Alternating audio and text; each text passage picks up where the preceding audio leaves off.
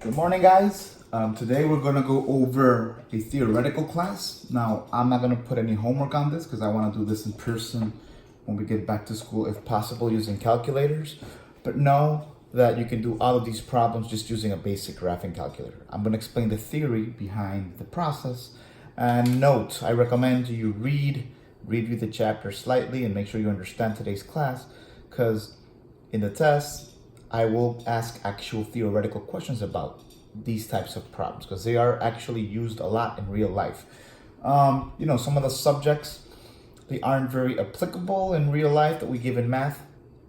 Others are, and this is one of them actually, especially if you're going to go into an engineering, economics, business, management type career, because linear optimization is used to maximize profits, minimize costs, it just make everything more efficient and give you the optimal answers to how to manage certain very complex problems. You got an X amount of trucks, you got to deliver X amount of product, you got 3 days, this truck is in this place, this truck is in the other place. How do you manage all the deliveries in order to optimize the limited resources that you have? So linear optimization is actually incredibly useful. In my career, and even though I haven't applied that because that has not been my career, I took an entire semester of just optimization, and there are many very useful and very interesting softwares which help you with these types of problems. But for now, you can do them all in graphic calculators, more or less. Now, if you'll remember, inequalities, so we have a parabola, an inequality, not an equality. Y is greater than or equal to x squared. If you remember, that means that we have a parabola, and everything above that parabola was a possible solution. And then we used to make it into a small system. Maybe now we add a linear. Y is less than or equal to x plus 1.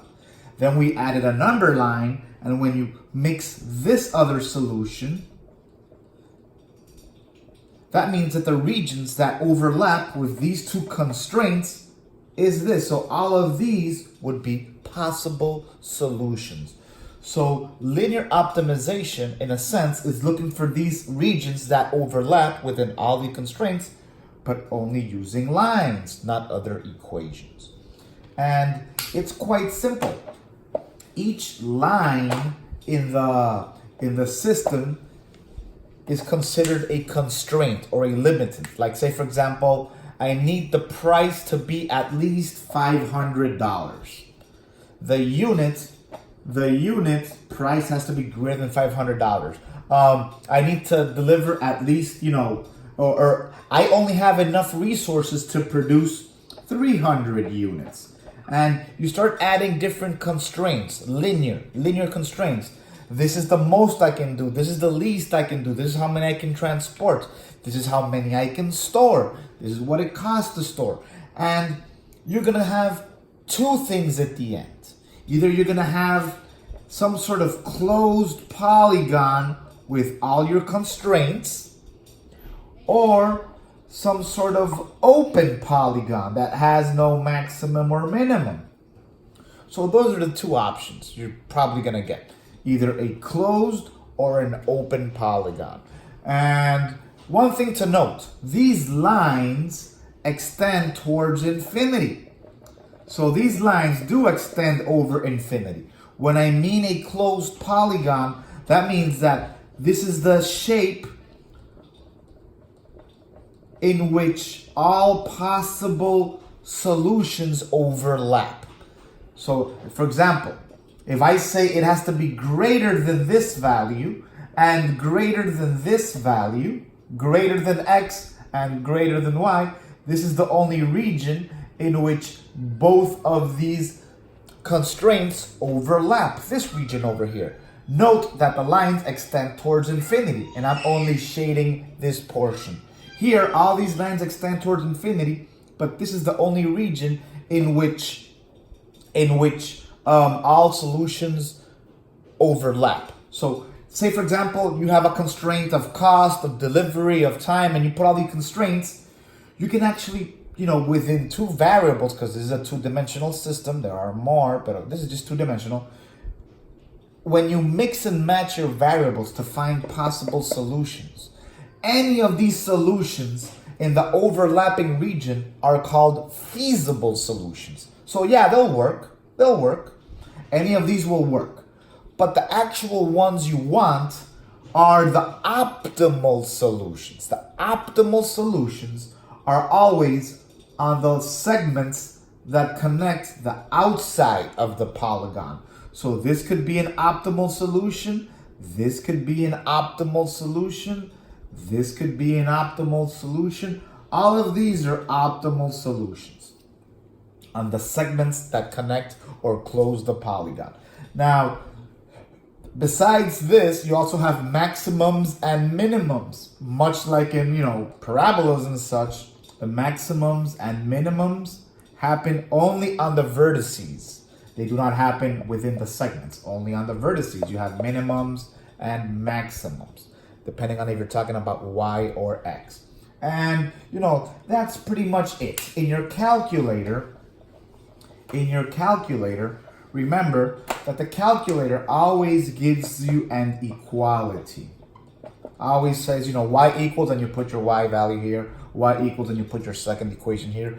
In order to change this into an equality, remember, you actually highlight the equal sign, and then you change it. I think it's hitting enter, or, we can just look for the function later. You hit enter, and then it turns it into an arrow like this, or an arrow like this. This is greater than, again, pointing upward, even though that's kind of difficult to see. And this is less than. So all you have to do is write your different constraints with less thans, greater thans, less thans, or equal to, because you can also have equal to. And then when you hit graph, you find the overlapping regions that your calculator gives you, and those are the feasible solutions. And again, depending on your career choice, you might never see this, or this could be your career. It's highly useful.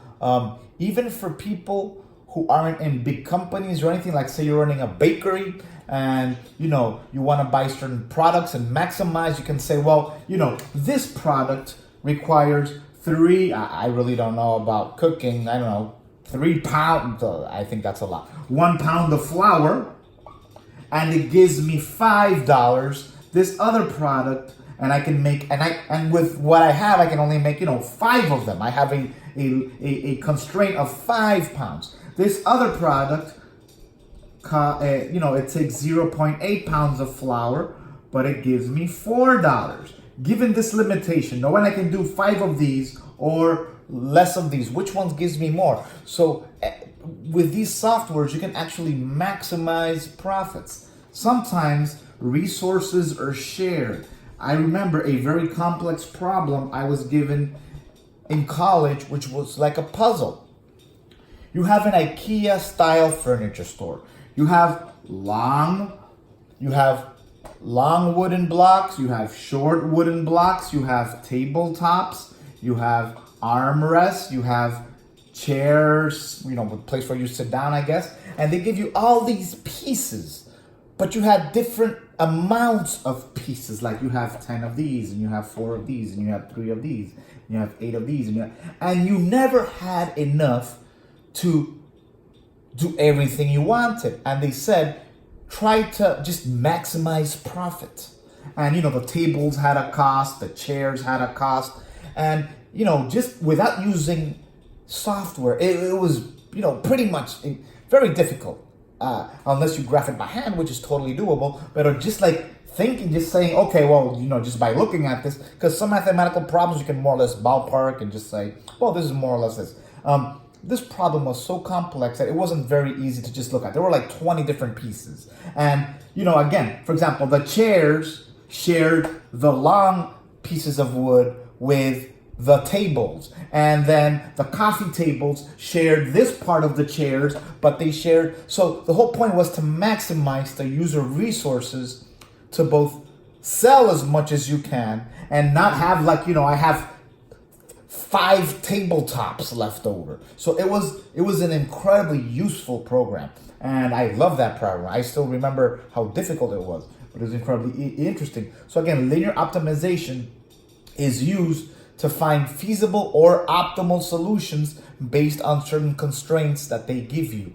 And that's pretty much it. So again, there won't be any homework today, but just make sure you understand the concept of linear optimization. Just review the book.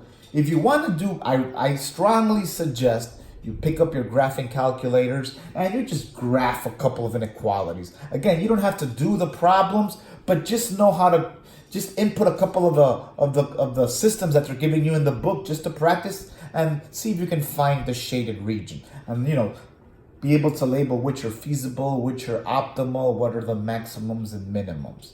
That's pretty much it for today's class. Pretty easy, pretty straightforward. That pretty much ends chapter 6. So what we're gonna do again, we've been reviewing chapter 6 a lot. Again, the Semana Santa review was also chapter 6. So I'm not gonna give you guys any more matrices for the moment. I think you've reviewed systems enough. So tomorrow we're gonna jump into vectors, which is pretty straightforward and incredibly useful if you're gonna take any physics of any kind, which is probably most people in college, or not most, but at least half of you are gonna take physics, multiple physics courses. Believe me, they're the hardest classes I've taken. Very, very difficult. But vectors, the theory is very nice, very beautiful. So that's pretty much it. Tomorrow we're gonna jump into vectors. So today, just review, graph to practice, but there's no actual homework. Have a great day. See you tomorrow.